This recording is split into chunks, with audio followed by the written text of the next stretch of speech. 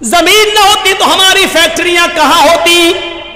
زمین نہ ہوتی تو سفر کرنے کے لیے پھر بس اسٹاپ کہاں ہوتے؟ ریلوے اسٹیشنز کہاں ہوتی؟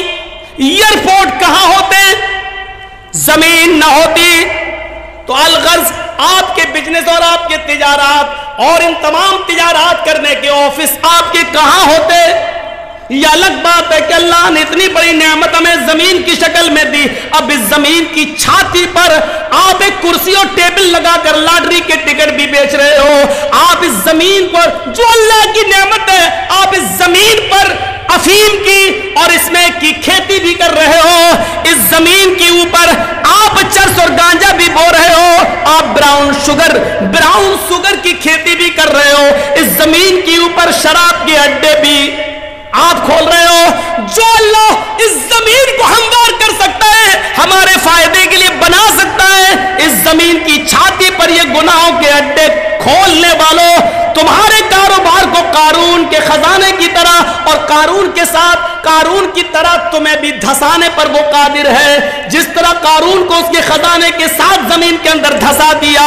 ذرا شراب کے اڈے کھولتے ہوئے، لاٹریوں کے ٹکٹ بیچتے ہوئے، حرام کاروبار کے لیے افیم اور چرس کی کھیتی کرنے سے پہلے ذرا سوچو کہ اللہ رب العالمین کا ایک حکم ہوا، زمین اگر پھٹ گئی ہے، زلزلہ آ گیا تو ہماری حیثیت کیا ہے، ہم کہاں ہوں گے؟ کبھی آپ نے سوچا ہے جو اتنی بڑی نعمت دے سکتا ہے وہ اس نعمت پر قادر بھی ہے، وہ اس زمین کے سینے کو پھاڑ کر ہمیں قارون اور اس کے خزانے کی طرح ہمیں دھسانے پر بھی قادر ہے؟ کبھی سوچا ہے ہم نے؟ اس لیے ہمیشہ یاد رکھو، اللہ نے جب اگر یہ نعمت دی ہے تو اس نعمت کا استعمال بھی ویسے ہی کرو جیسے اس نے بتایا ہے۔ ایسا ہو سکتا ہے میاں اور بیوی ملے، حمل ٹھہرا، پانی کے اس قطرے سے پھر علقہ بنا، پھر مضغہ بنا، جمع ہوا خون بنا، پھر گوشت کا لوتھڑا بنا، پھر گوشت کے لوتھڑے میں ہڈی بنی، پھر ان ہڈیوں کے اندر گوشت ڈالا گیا، پھر انگلیاں بنی، پور بنے، تھڑکنے والا دل بنا، گھٹنا بنائے، پنجے بنے، انگلیاں بنی، ناخون بنے،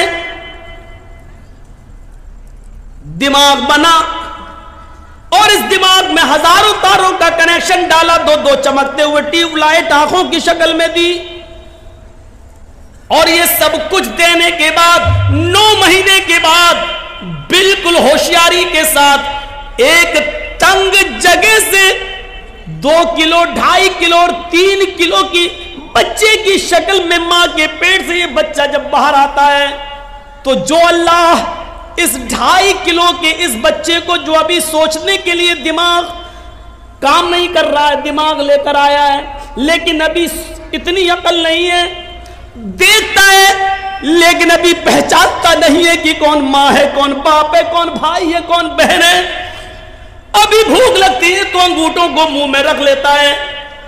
جو اللہ اس مزاج سے اور اس ماحول سے بچے کو ماں کے پیٹ سے نکالتا ہے اور خیریت کے ساتھ وہ اس دنیا میں لاتا ہے، تو کیا اس رب نے اس انسان کے بڑے ہو جانے کے بعد اس کو زندگی کیسے گزاری جائے، عبادت کیسے کی جائے، اچھے کام کیسے کیے جائیں اور برے کام کیسے نہ کیے جائیں، اسے رکا جائے، تو کیا اس اللہ نے اس کے لیے کوئی انتظام نہیں کیا ہوگا؟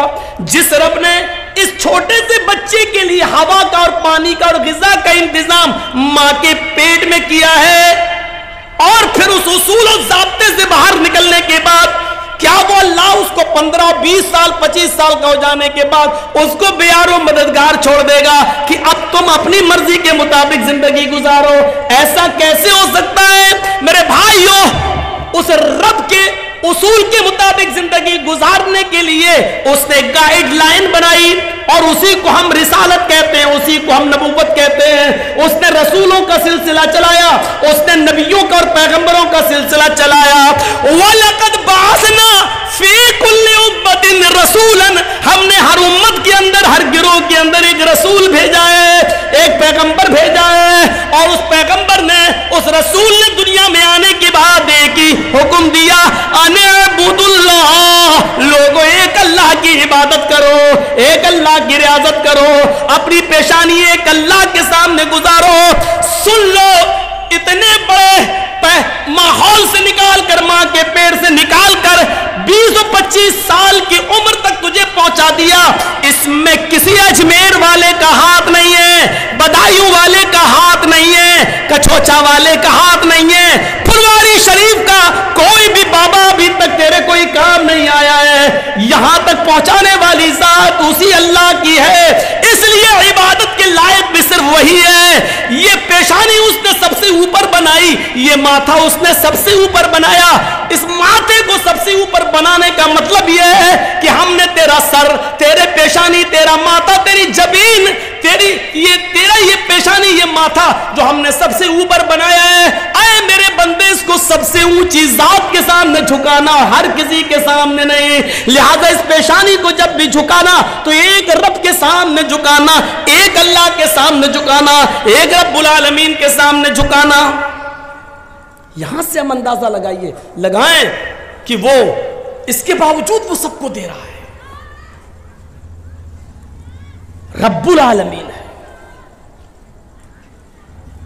बारिश भी बरसाता है तो सबको देता है। हम और आप किसको खिलाएंगे? जर्जीस साहब के बेटे की शादी हो रही है, जर्जीस साहब लिस्ट बनाएंगे किस किस को बुलाया जाए। जो हमारे हमदर्द हैं, हमारे रिश्तेदार हैं, लिस्ट में नाम लिखेंगे, और जो हमारा विरोधी है उसका नाम सबसे पहले काट देंगे, हट वो नहीं आएगा। जर्जीस साहब का विरोधी, जर्जीस साहब का मुखालिफ, जर्जीस साहब का दुश्मन, जर्जीस साहब के दस्तरखान पर, उनकी शादी में, उनके बेटे की शादी में नहीं आ सकता है। जर्जीस साहब ने अपना और परायापन दिखा दिया। ये दिखा दिया कि जर्जीस साहब के दस्तरखान पर जर्जीस के दोस्त ही आ सकते हैं, उसके रिश्तेदार ही आ सकते हैं, दूसरा नहीं। लेकिन उस रब की रुबूबियत को देखो, उस अल्लाह की उलूहियत को देखो, और उस अल्लाह की, उस रब की रुबूबियत को देखो। उसने जो अनाज पैदा किया है, उस अनाज को हिंदू भी खा सकता है, मुसलमान भी खा सकता है, उसको सिख और ईसाई भी खा सकता है, और पारसी भी खा सकता है। दुनिया में उसने जितने लोगों को पैदा किया सब उससे फायदा उठा सकते हैं। गौर करो, जो उसने खाना मूसा अलैहिस्सलाम को दिया तो फिरौन को भी उसने भूखा नहीं सोने दिया। अगर उसने इब्राहिम अलैहिस्सलाम को नेमतों से नवाजा तो नमरूद को भी उसने भूखा नहीं मरने दिया। मुहम्मदुर रसूलुल्लाह सल्लल्लाहु अलैहि वसल्लम पर अगर ग़िज़ाएं उतारी हैं तो नबी के दुश्मन अबू जहल और अबू लहब को भी उसने भूखा नहीं सुलाया है। कभी हमने गौर किया अल्लाह रब्बुल आलमीन के रब की रुबूबियत पर? हमें बहुत जल्दी ये आया था, ये मेरा है, ये फला का, ये मेरा दुश्मन है, हम उसको नहीं बुलाएंगे। लेकिन जरा तसव्वुर करो, एक बार हजरत इब्राहिम अलैहिस्सलाम किसी मेहमान को ढूंढ रहे थे। ये इब्राहिम अलैहिस्सलाम का एक मामूल था, वो कभी खाना अकेले नहीं खाते थे, वो खाना कभी अकेले नहीं खाते थे, किसी न किसी को पकड़ कर लाते थे और अपने दस्तरखान पर बिठा के उसको खाना खिलाते थे। एक दिन कोई नहीं मिला तो एक मजूसी समझते हैं, आग का पुजारी, आग की इबादत करने वाला, पारसी समझ लो, पारसी, आग को अपना खुदा मानने वाला, आग की इबादत करने वाला मजूसी। वो बूढ़ा कहीं जा रहा था तो कहा बाबा भूखे हो? कहा हाँ, चलो खाना खा लो। बहुत अच्छा, आके बैठा दस्तरखान पर, इब्राहिम अलैहिस्सलाम ने खाना लगा दिया। उस बूढ़े ने जैसी खाने का लुकमा उठाया और मुंह तक ले जाना चाहा, उसने नाम लिया बिस्मिल्लाह, शुरू करता हूं आग के नाम से। आग ही को वो अपना रब मानता था, आग को ही वो अपना माबूद समझता था, तो उसने क्या कहा? बिस्मिल्लाह, मैं शुरू करता हूं आग के नाम से।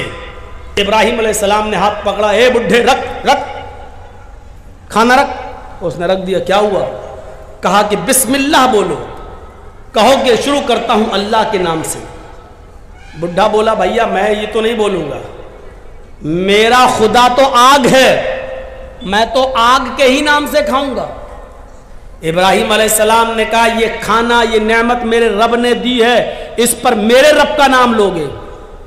اس نے کہا ابراہیم بھوکا مر جانا گوارا ہے، تیرے رب کا نام لینا گوارا نہیں۔ ابراہیم علیہ السلام نے کہا اٹھ بھاگ۔ چلا گیا بڈھا، نہیں کھلایا۔ ابھی وہ 100 150 یا مشکل سے 200 قدم گیا ہوگا، اللہ نے جبرائیل کو بھیجا اور کہا جبرائیل ابراہیم سے کہو اس بڈھے کو بلا کر لاؤ اور دسترخوان پہ کھانا کھلاؤ، کھانا رب نے دیا ہے تم نے نہیں۔ ابراہیم علیہ السلام نے اس بوڑھے کو بلایا اور پکڑ کر لائے۔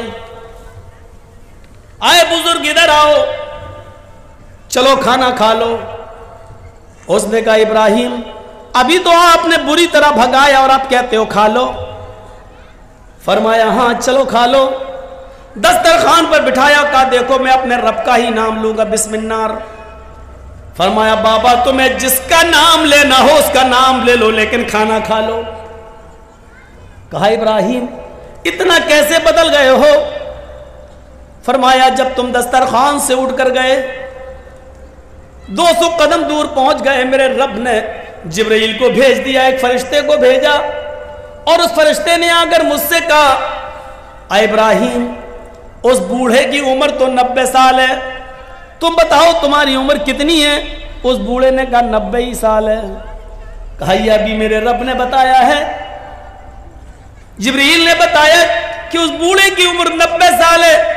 90 سال کی پوری زندگی اس نے کبھی میرا نام نہیں لیا۔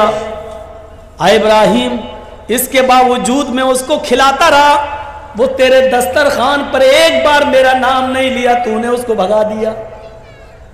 یہ رب کی رحمت کو گوارا نہیں، یہ اس اللہ کی رحمت کو گوارا نہیں کہ کوئی بھوکا دسترخوان سے اٹھ جائے۔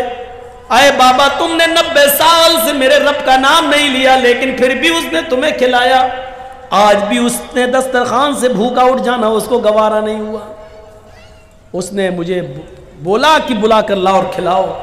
اس بوڑھے کے آنکھوں میں آنسو آ گئے اور روتے ہوئے کہنے لگا اے ابراہیم اپنا ہاتھ بڑھاؤ، پہلے میرا رشتہ اس رب سے جوڑ دو جو اتنا مہربان ہے، جو 90 سال تک مجھے جس کا نام نہیں لیا پھر بھی کھلاتا اور پلاتا رہا، یہاں تک کہ آج بھی اس نے مجھے بھوکا دسترخوان سے اٹھنا گوارا نہیں کیا ہے، اور آج بھی اس نے آپ کے پاس فرشتے کو جبرائیل کو بھیج کر مجھے کھانا کھلانے کے لیے یہاں بھجوایا ہے۔ اے ابراہیم اب سب سے پہلے میرا رشتہ اس رب سے جوڑ دو تبھی ہم بعد میں کھانا کھائیں گے۔ اس بوڑھے نے اس رب سے رشتہ جوڑا اور اس کے بعد کھانا کھایا۔ تو میرے بھائیوں یہ ہے رب العالمین، وہ یہ نہیں دیکھتا ہے کہ میرے دسترخوان پر جو کھا رہا وہ میرا دشمن ہے۔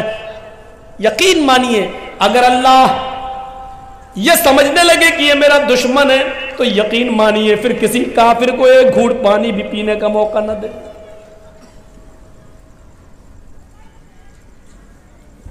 پھر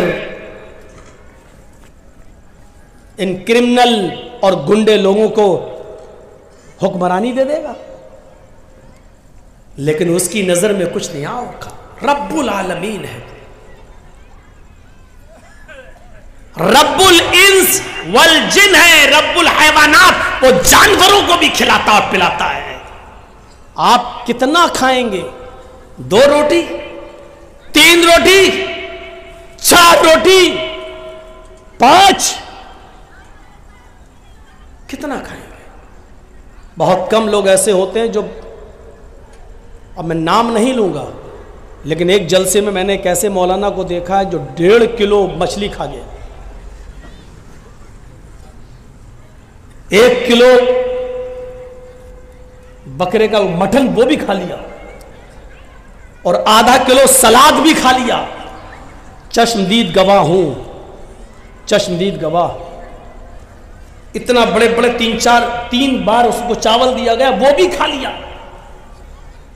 اور مذاق میں کھانا کھلانے والا جب اور دینے لگا لیجئے، تو کہتا نہیں آج سفر لمبا ہے، کر کے آیا ہوں، طبیعت میری ٹھیک نہیں، آج میں کچھ کم ہی کھاؤں گا. اتنا کھانے کے بعد بھی وہ کہہ رہا ہے کہ نہیں میری طبیعت کچھ گڑبڑ ہے، اس لیے آج میں کچھ کم ہی کھاؤں گا. تو ایسے لوگ بہت کم ہیں جو اتنا کھاتے ہیں. کتنا بھی کھا لیا پھر بھی کتنا. لیکن میرا رب تو وہ ہے جو سمندر میں چلنے اور ٹہلنے والی وہیل مچھلی، جو بڑے بڑے جہازوں کو بھی الٹ دیتی ہے، بڑے بڑے جہازوں کو بھی پلٹ دیتی ہے، جو ایک دن میں 40 ٹن گوشت کھاتی ہے.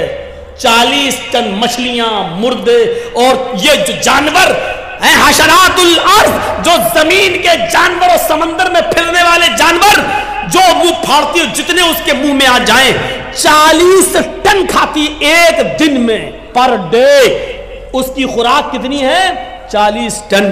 میرا رب تو اس کو بھی بھوکا نہیں سونے دیتا ہے، اور 40 ٹن کھانے کا انتظام اس کے لیے بھی کرتا ہو. روزانہ پر ڈے 2 روٹی اور 3 روٹی کھانے والے انسان، تجھے ضرورت پڑ رہی ہے، تجھے ضرورت پڑ رہی ہے اپنے بھائی کی زمین کو غصب کرنے کی، تجھے ضرورت پڑ رہی ہے ناجائز مال کمانے کی، تجھے ضرورت پڑ رہی ہے جھوٹ کا سہارا لے کر اپنے بزنس کو آگے بڑھانے کی، جبکہ تیری خوراک صرف 2 روٹی ہے، تیری خوراک صرف 3 روٹی ہے. میرا رب تو 40 ٹن گوشت کھانے والی مچھلی کو بھی بھوکا نہیں سونے دے.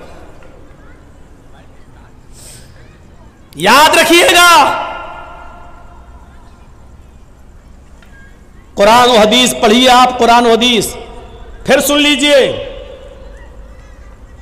2 حقوق ہیں، ایک حقوق اللہ اور ایک حقوق العباد. تیسری کوئی چیز نہیں ملے گی. حقوق اللہ 1/4 ہیں اور حقوق العباد 3/4. 1/4 حقوق اللہ ہے اور 3/4 حقوق العباد ہیں. حقوق اللہ 1/4 ہے، صرف چوتھائی. اسلام کے اندر 2 ہی حقوق ہیں، حقوق اللہ اور حقوق العباد. اللہ کا حق صرف چوتھائی ہے اور 3 حصے بندوں سے جڑے ہوئے ہیں، بندوں سے. اس کا مطلب سمجھ رہے ہو؟ اللہ نے فرمایا کہ میں اپنا حق چاہوں تو معاف کر سکتا ہوں، لیکن بندے کا حق میں معاف نہیں کروں گا. اس کا مطلب سمجھتے ہو؟ اس کا مطلب یہ ہے نماز بہت ضروری ہے، لیکن اگر چھوٹ گئی یا جان بوجھ کر اگر آپ نے چھوڑ دی، اللہ اگر چاہے تو معاف کر سکتا ہے. یہ اللہ کی مرضی پر ڈیپینڈ ہے، وہ چاہے تو معاف کر سکتا ہے.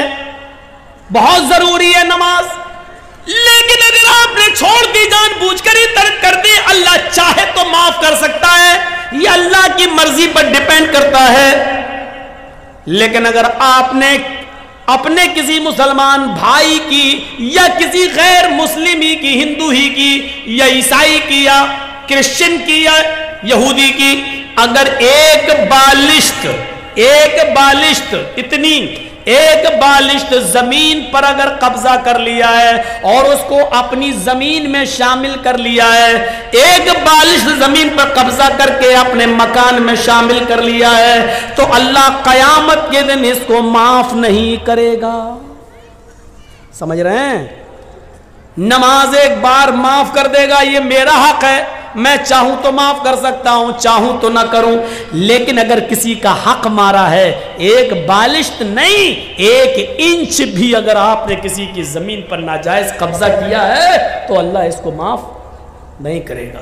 نماز آپ نے چھوڑی تو اللہ معاف کر سکتا ہے، لیکن اگر آپ نے کسی کو ماں کی گالی دی، بہن کی گالی دی، یہ کبیرہ گناہ ہے، اس کو اللہ معاف نہیں کرے گا قیامت کے دن، جب تک کہ دنیا میں آپ کو آپ کے بھائی نے معاف نہ کیا ہو. تو جاؤ بیٹا جاؤ، ٹھیک ہے. یہ ہے سمجھانے کا اثر. سامنے ہی بیٹھ کر اور پہلی صف میں اس کو کہتے ہیں چوری اور اوپر سے سینہ زوری. تم جیسے 360 مولوی روزانہ آئے، ہم ان کی نہیں مانے، تمہاری کیا مانیں گے؟ تم تو کل کے لونڈے ہو مولانا. یہ ہے ہمارا حال. سسٹم دیکھیے آپ، سسٹم. تو سن رہے ہیں، اس کو اللہ معاف نہیں کرے گا. اس لیے حقوق العباد کا خیال رکھیے. ظلم اللہ کبھی معاف نہیں کرتا اگر آپ نے کسی پر کیا، جب تک کہ وہ معاف نہ کرے. حاجی جب حج کے میدان میں ہوتا ہے اور آسمان سے فرشتہ حج کے دن 9 تاریخ کو عرفہ کے میدان میں آ کر کہتا ہے، اے حاجیو، اپنے گناہوں کی معافی مانگنے والوں، اپنے گناہوں سے توبہ کرنے والوں، جاؤ، آج اللہ نے تمہیں گناہوں سے پاک و صاف کر دیا ہے. آج تم گناہوں سے ایسے ہی پاک ہو جیسے دھوبی کی بھٹی میں کپڑے کا میل کچیل صاف ہو جاتا ہے. جیسے کوئی بچہ اپنی ماں کے پیٹ سے پیدا ہونے کے بعد گناہوں سے پاک و صاف ہوتا ہے، جیسے وہ گناہوں سے بالکل پاک و صاف ہوتا ہے، ایسی اللہ نے تمہارے سارے گناہوں کو مٹا دیا، سارے گناہوں کو سے تمہیں پاک کر دیا. اے حاجیو، اپنے ملک میں جانے کے بعد، اپنی بستی میں جانے کے بعد پھر سے تم اپنے آپ کو سیاح مت کر لینا. جاؤ، آج تمہارے اوپر سے گناہ مٹا دیے گئے ہیں اور تمہیں پیدا ہونے والے بچے کی طرح کر دیا گیا ہے، اس کپڑے کی طرح کر دیا گیا ہے جس کو دھوبی کی بھٹی میں جانے کے بعد اس کا میل و کچیل صاف ہو جاتا ہے، گندگی صاف ہو جاتی ہے. تمہیں کپڑے کی طرح دھل دیا اور صاف کر دیا ہے. جہاں فرشتہ یہ اعلان کر کے خوشخبری سناتا ہے کہ اللہ نے تمہارے گناہوں کو ختم کر دیا، مٹا دیا، ایسے موقع پر بھی اللہ اس حج کے میدان میں بھی ان لوگوں کے گناہ نہیں مٹاتا ہے جو کسی پر ظلم کر کے حج کرنے آئے ہیں، یا کسی کی دکان پر ناجائز قبضہ کر کے، یا 1-2 بالش زمین کسی کی داب کر اس پر ظلم کر کے حج کے میدان میں پہنچے اور حج کرنے آئے. جب تک بندہ اس کو معاف نہیں کرے گا، اللہ بھی معاف نہیں کرے گا. اللہ حج کے میدان میں بھی اس کو معاف نہیں کرتا. اپنا حق معاف کر سکتا ہے اللہ، لیکن اگر آپ نے اللہ کے بندے کا حق مارا ہے تو جرجی صاحب اپنا حق معاف کر سکتے ہیں. اس آدمی کی اگر آپ نے زمین دابی ہے یا اس پر ظلم کیا ہے تو اس کا ظلم ہم تھوڑی معاف کر دیں گے. آپ نے ظلم اس کے اوپر کیا ہے، یہ اس کا حق ہے، وہ چاہے تو معاف کرے، چاہے تو نہ کرے. جرجی صاحب اپنا حق معاف کر سکتے ہیں، دوسرے کا نہیں. اللہ کہتا کہ میں اپنا حق چاہوں تو معاف کر سکتا ہوں، لیکن میرے بندے کا مارا ہے تو جب تک بندہ معاف نہیں کرے گا ہم معاف نہیں کریں گے. دنیا میں معاملے صاف کریے، دنیا میں معاملے صاف کریے. اسی لیے جنازے کی نماز پڑھنے سے پہلے، پڑھانے سے پہلے یہ پوچھ لینا چاہیے کہ جس آدمی کا جنازہ میں پڑھانے جا رہا ہوں اس مرنے والے پر کسی کا کوئی حق تو نہیں ہے. کون پوچھتا ہے؟ آپ اپنے علاقے کے ملا اور مولویوں کو بتائیے کتنے لوگ ہیں جو پوچھتے ہیں. اس کے بنا جنازہ ہے ہی نہیں، لیکن بتائیے کتنے لوگ پوچھتے ہیں. کتنی بستیوں میں جاتا ہوں، جنازہ سامنے کھڑا، پڑھا دیا، اللہ اکبر، ہو گئی نماز، پڑھا دی گئی، اٹھایا جنازہ، چلا گیا. لیکن جنازہ پڑھانے والے کی ذمہ داری ہے کہ میت کا جنازہ پڑھانے سے پہلے اس کے رشتہ داروں کو سامنے لا کر، اس کے بیٹے، اس کی اولاد کو سامنے لا کر پوچھے کہ مرنے والے پر کسی کا کوئی حق تو نہیں ہے. اور جنازے میں صفیں لگ جائیں تو پوری پبلک سے پوچھا جائے کیا مرنے والے کا کسی کے اوپر کوئی قرض تو نہیں تھا. اگر ایک بھی آدمی کھڑا ہو کر یہ کہہ دے کہ مرنے والا میرا قرضدار تھا، مرنے سے پہلے اس نے قرضہ لیا تھا، قرضہ دیے بغیر مر گیا، تو پھر اس کے اوپر جنازہ نہیں پڑھا جائے گا. سن رہے ہیں آپ؟ پھر اس پر جنازہ نہیں پڑھا جائے گا. پھر اس کے گھر کا کوئی آدمی کھڑا ہو کر، اس کا بیٹا یا اس کا بھائی کھڑے ہو کر یہ کہے گا کہ اپنے باپ کا قرضہ میں ادا کروں گا. جب بیٹا یا گھر کا کوئی وارث یہ کہے کہ میں اس میت کا قرضہ میں ادا کر دوں گا، اتنا روپیہ تمہارا قرضہ میں دے دوں گا، جب اس بات کی گارنٹی جب کوئی لے گا تب اس کا جنازہ پڑھا جائے گا. آپ سمجھ رہے ہیں کتنا بڑا معاملہ ہے. یہ بندوں کا معاملہ. ایک آدمی مر گیا, دنیا سے چلا گیا, اس کے ساتھ اس کی نیکیوں کا دروازہ بھی بند ہو گیا, لیکن اس کے باوجود میرے بھائیو اس کا جنازہ پڑھانے سے پہلے پوچھا جائے گا کیا اس کے اوپر کسی کا قرض تو نہیں تھا, کوئی معاملہ تو نہیں تھا, اور اگر نکل گیا تو اس کا جنازہ نہیں پڑھایا جائے گا جب تک کہ اس کے رشتہ دار یہ نہ کہیں کہ اس کا قرضہ یا اس کا معاملہ میں ادا کر دوں گا. میرے پیارے ساتھیو, ذرا تصور کیجیے, نبی اکرم صلی اللہ علیہ وسلم کا آخری وقت ہے, اس دنیا سے جانے والے ہیں, انتقال میں 2 یا 3 دن باقی رہ جاتے ہیں. آپ فرماتے ہیں لوگوں اگر میرا کسی کے اوپر کوئی قرض ہو تو وہ آج لے لے, قیامت کے دن میں نہیں دے سکتا. انتقال سے 2-3 دن پہلے لوگوں اگر میرے اوپر کسی کا قرض ہو تو وہ 2-3 وہ مجھ سے لے لے. ایک صحابی اٹھتے ہیں اور کہتے ہیں کہ اللہ کے نبی میرے 3 درہم ہیں آپ کے پاس. اللہ کے نبی صلی اللہ علیہ وسلم نے ایک صحابی کو حکم دیا کہ 3 درہم اس کے ادا کر دیے جائیں. اس صحابی نے اسی وقت ان کے 3 درہم دے دیے. آپ نے فرمایا لوگوں جب میری روح قبض عنصری سے پرواز ہو جائے, جب میرا انتقال ہو جائے تو میری نماز جنازہ سے پہلے پوچھ لینا کسی کا کوئی قرض تو نہیں ہے, کسی کا کوئی قرض تو نہیں ہے. اگر کوئی ملتا ہے تو اس کا قرض ادا کر دیا جائے, اس کے بعد میرا جنازہ پڑھایا جائے اور پھر مجھے قبرستان میں دفن کر دیا جائے. مجھے غور کیجئے میرے بھائیو, یہ وہ ہستی کہہ رہی ہے جس کے لیے ہم مقام محمود کی دعا کرتے ہیں ہر نماز کے, ہر اذان کے بعد. اور اس کا حال یہ ہوا کہ اللہ کے نبی صلی اللہ علیہ وسلم کا جب انتقال ہوا تو پوچھا گیا کوئی قرض تو نہیں.